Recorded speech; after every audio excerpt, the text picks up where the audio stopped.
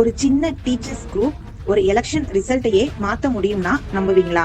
வாங்க இந்த சுவாரஸ்யமான அரசியல் கணக்க கொஞ்சம் ஆழமா பார்க்கலாம். முதல்ல இந்த நம்பரை பாருங்க, 20,000. இவங்க யாருன்னா தமிழ்நாட்டுல இருக்கக்கூடிய இடைநிலை நியமன தேர்வு எழுதிய ஆசிரியர் தேர்வர்களோட எண்ணிக்கை. ஆனா இங்கதான் ஒரு ட்விஸ்ட். இந்த 20,000 டீச்சர்ஸ் நினைச்சா கிட்டத்தட்ட 7 லட்சம் ஓட்டுகளை இன்ஃப்ளூயன்ஸ் பண்ண முடியும். ஆச்சரியமா இருக்குல்ல? சோ உங்க மனசுல வர்ற முதல் கேள்வி இதுதான், எப்படி இது பாசிபிள்? இவ்வளவு சின்ன குரூப்புக்கு எப்படி இவ்வளவு பெரிய தேர்தல் சக்தி வந்துச்சு? சரி வாங்க இதுக்குள்ள என்ன இருக்குன்னு பாப்போம். இதுக்கு முக்கிய காரணமே இந்த டீச்சர்ஸோட தேர்தல் வலிமைதான். இது வெறும் அவங்களோட 20,000 ஓட்டு கணக்கு கிடையாது, அதுக்கும் மேல. அந்த கணக்கு ரொம்ப சிம்பிள். ஒரு டீச்சர் இருக்காங்கன்னா அவங்களோட ஓட்டு மட்டும் இல்ல, அவங்க ஃபேமிலி மெம்பர்ஸ், க்ளோஸ் ரிலேட்டிவ்ஸ், ஃப்ரெண்ட்ஸ்னு ஒரு பெரிய நெட்வொர்க்கே இருக்கு. சோ அவங்களோட இன்ஃப்ளூயன்ஸ பாத்தீங்கன்னா ஒரு பெரிய சர்க்கிளுக்கு பரவுது. அதனாலதான் அந்த 20,000 ஓட்ஸ் 7 லட்சம் ஓட்டா மாறுது. சரி, இத தமிழ்நாட்டுல இருக்கிற தொகுதிகளுக்கு பிரிச்சு பார்ப்போமே. சராசரியா ஒரு தொகுதிக்கு கிட்டத்தட்ட 3000 ஓட்டுகளை இவங்களால இன்ஃப்ளூயன்ஸ் பண்ண முடியுது. 3000 ஓட்டு தானேன்னு நினைக்காதீங்க. அரசியல்ல இந்த 3000 ஓட்டு வித்தியாசம்ன்றது ஜெயிக்கிறவங்களை தோக்கடிக்கவும் தோக்குறவங்களை ஜெயிக்க வைக்கவும் போதும். இது ஒரு மேஜிக் நம்பர் மாதிரி.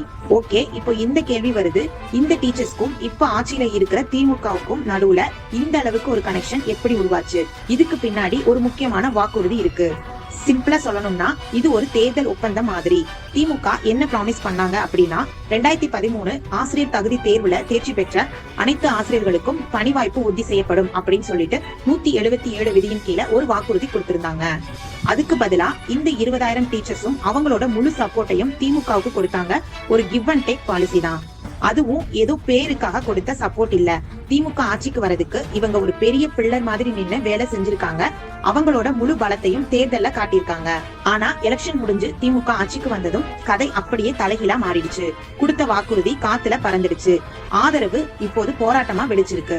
இங்க பாருங்க, தேர்தல் ஜெயிச்சாச்சு. ஆனா 1 வருஷம் இல்ல 2 வருஷம் இல்ல, கிட்டத்தட்ட 4.5 வருஷம் ஆகியும் அந்த வாக்குறுதி நிறைவேற்றப்படவே இல்ல.